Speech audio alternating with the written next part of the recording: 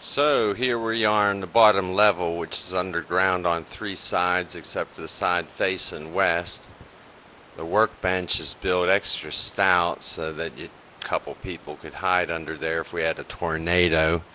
The roof above this room is half-inch plywood glued and nailed and then covered with sheetrock. I was going to originally pour a 12-inch concrete ceiling over this room and put some fire doors up, but my wife explained to me that we will never have a hurricane or a tornado hit us, and she knows more than I do, so I lost that. That's a little space to keep the cat during hurricanes. It's sealed up. I can put it in there with a bowl of food and a cat box. I've got the same thing down at this end for the dogs. Obviously, I did not go back and finish putting the sides up, but it's been such a boring year for hurricanes.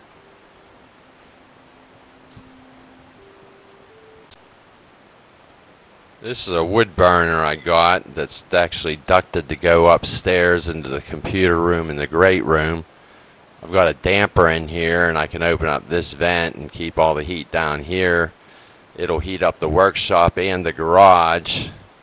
And then the vent fans that I have circulating air underneath the crawl space will draw it to the far end of the garage under the crawl space, and then it comes back out over here and just makes a big loop. If it's say 40 degrees outside and I've got a good warm fire, I can sit in here in a t-shirt and it's like 75 degrees and there I am working on the whatever.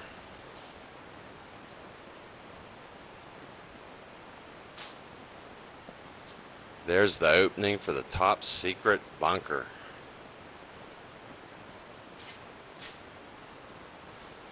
I'm going to shift it over about a foot, but there, in that section of wall, instead of filling it up with concrete, I filled it up with mortar.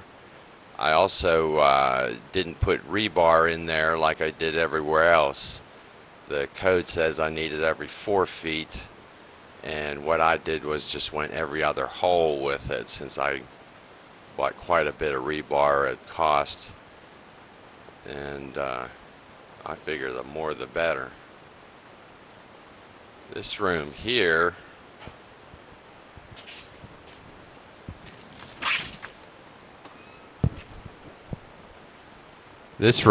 was basically going to be a storage room. There's a bathroom on the other side of that wall. There's plywood on that wall, like a shear wall. There's some space over there with a door outside, and there's a window over there, but the lights burn out, so I can't get any shot of that right now. I have been thinking about possibly turning this into an emergency bedroom, being that it's underground back here on all sides essentially, with a plywood ceiling and then the 3/4 inch plywood on top of that and 3/4 inch oak on top of that. This room would probably not have too many problems during a tornado. Basically, I really don't need a tornado room in this house, but you know, sometimes you just got to do things just for the heck of it. There's one of the gable vents I have. This one pumps in and sends it to the far corner of the crawl space. The other one at the other house, or other end of the house, draws it back out. I do have two fire doors to go in there, but I'll probably never put them up since I didn't get my concrete ceiling. I think she's probably going to look back one day and wish she let me spend that $500, because I probably wouldn't have done all this extra stuff if she had. So anyways, there you have it. Just knock a hole in through there, drive a bobcat in, drag the sand out in the backyard, spread it out so no one notices, get you a big pumper truck and line up the concrete trucks and build yourself a bunch of duplicate forms that you can use modular style, bolt them together as you need them, then unbolt them and reassemble them somewhere else, and I think you could put a easily 1,400 square foot house under there with nice 10 or 12 foot ceilings so you didn't get claustrophobia. I think if I had a real engineer that could tell me how many inches of space the rebar and how far I can span a concrete ceiling and still support the house above it if it collapses. And reality says that on my own I can't really do that because I'm pretty tapped out, and it's actually pretty hard to find a job when you can do anything but you have a 20-minute attention span, and they almost have to hire someone else to follow you around and remind you what you're doing. But if I could get Discovery Channel interested on this, they have engineers on the payroll.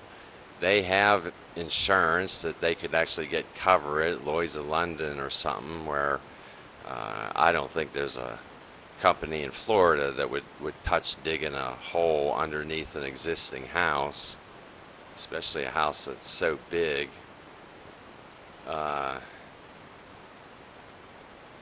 And I don't know.